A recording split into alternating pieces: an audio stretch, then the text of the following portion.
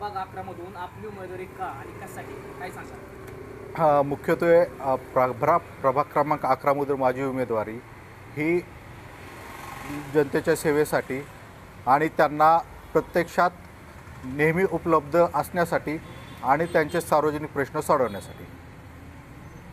आपण जर पाहिलं तर प्रभाग 11 मध्ये सर्वात मोठ्या समस्या कोणत्या आहेत? काय जाणवतात तुम्हाला? तुम्ही प्रचारासाठी फिरताय, काय समस्या जाणवतात? सगळ्यात मोठी समस्या ही आहे की मागचे नगरसेवक कोण हेच लोकांना माहीत नाही आहेत. कधी आलेच नाहीत, कधी फिरकलेच नाहीत. त्याच्यामुळे ज्या समस्या आहेत त्या वर्षानुवर्ष इथं या ठिकाणी वाहतुकीची समस्या आहे, अपघाताची समस्या आहे, इथं जे रोडच्या कडेला जे झाडं वाढतात त्याची व्यवस्थित कटिंगची समस्या आहे, स्ट्रीट लाईटची समस्या आहे, ड्रेनेजची समस्या आहे, परत इथं सुरक्षितेच्या दृष्टीने समस्या आहे. आपण जर विवेकानंद नगर भागात गेला तर तिथं एक गार्डन आहे. त्या गार्डनमध्ये फार मोठ्या प्रमाणात तिथं अंधार आहे, तिथं झाडं व्यवस्थित कटिंग होत नाही. तिथं त्या लोकांची CCTVची अनेक वर्षाची मागणी, कॉम्पाऊंड वॉलची मागणी आनंदनगरमध्ये आहे. परत अशोकनगरमध्ये काही भागात रस्त्याचा विषय आहे, स्ट्रीट लाईटचा विषय आहे. वसंतनगरमध्ये आपण गेलो तर त्या ठिकाणी सुद्धा देखील ड्रेनेज लाईनची समस्या आहे, लाईटची समस्या आहे, पाण्याची समस्या आहे, किंवा तिथं कचरा गाडी व्यवस्थित येत नाहीत. अशा प्रत्येक भागामध्ये वेगवेगळ्या प्रकारच्या समस्या. आणि सगळ्यात महत्त्वाची समस्या आहे की हे जे उमेदवार आम्ही आत्तापर्यंत निवडून दिलेले आहेत ते लोकांपर्यंत येतच नाहीत. ही फार मोठी समस्या आहे. आता तुम्ही समस्या सांगितल्या, पाणी असेल, रस्ता असेल किंवा ड्रेनेज असेल, ह्या प्रश्नावर आपली तातडीची भूमिका काय असणार? हे बघा, आम्ही शिवसैनिक आहे. आमची भूमिका ही तातडीची नसती, अतितातडीची असते आणि त्या पद्धतीने आम्ही काम करू. आता एकीकडे आपण जर पाहिलं तर तुम्ही नागरिकांची अशाही प्रतिक्रिया आहेत. नागरिक म्हणतात विकास आहे पण समान नाही. आपण काय उत्तर द्याल? निश्चितपणे जो बारामतीचा विकास आहे हा असमतोल विकास आहे, दिशाहीन विकास आहे आणि नागरिकांच्या जे पैसा आहे हा पैसा वाया जाणारा विकास आहे. ह्या विकासामध्ये कुठंही सुरक्षिततेचा विचार केलेला गेलेला नाही आहे नागरिकांचा. आता एक महत्त्वाचा मुद्दा तुम्हाला सांगतो. आमचा गरुडबागचा परिसर हा माझ्या मतदारसंघात येतो 11 नंबर प्रभागामध्ये. तिथं जर आपण गेला तर ठीक आहे, तिथं छान विकास केलेला आहे, ते सगळं दिसताना छान दिसतंय. पण तो रिंग रोड आहे, तिथनं हेवी गाड्या जातात आणि त्या हेवी गाड्या जात असताना त्या बाकीच्या गाड्या ह्या तिथे येणाऱ्या लोकांच्या ह्या रस्त्याला लागलेल्या असतात. त्यातनं लहान मुलं उतरत असतात, महिला उतरत असतात तिथून.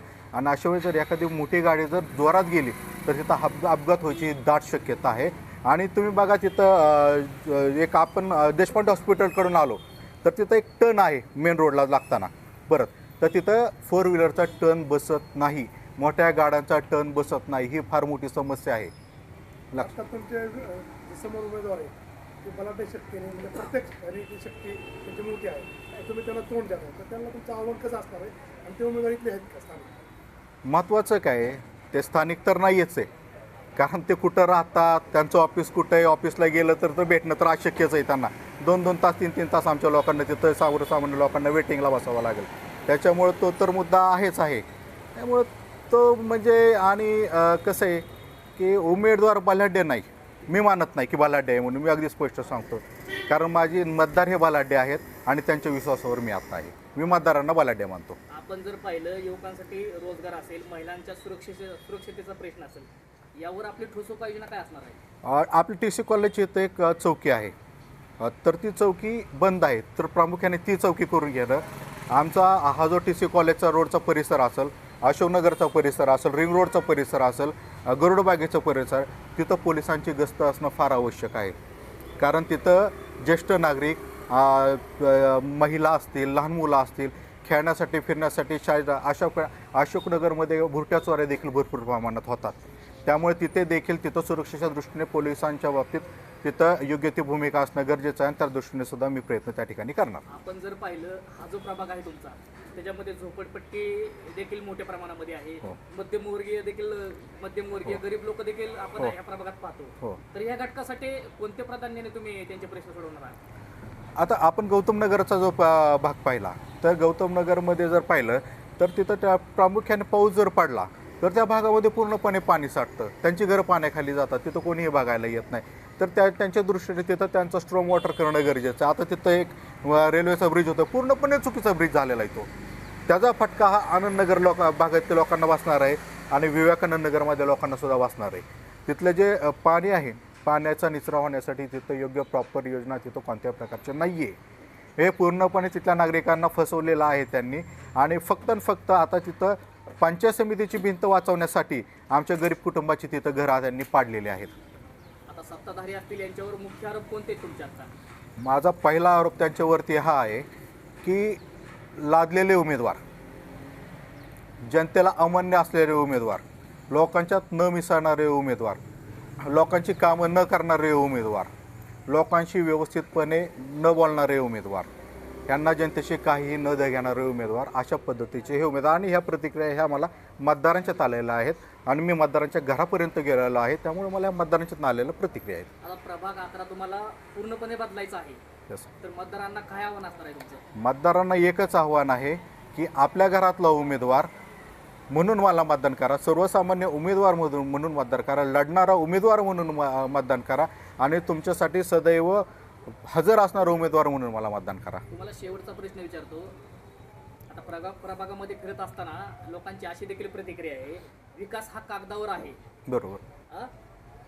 तो प्रत्यक्ष रस्त्यावर हवा, यावर आपली प्रतिक्रिया काय असणार आहे?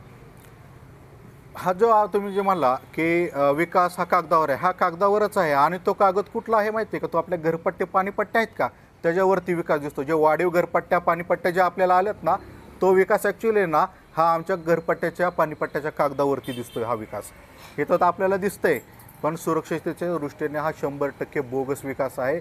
इथं सर्वसामान्य जनतेच्या प्रश्नांचा इथं विचार केलेला गेला नाही, त्यांच्या सुरक्षिततेचा या ठिकाणी विचार गेलेला नाही.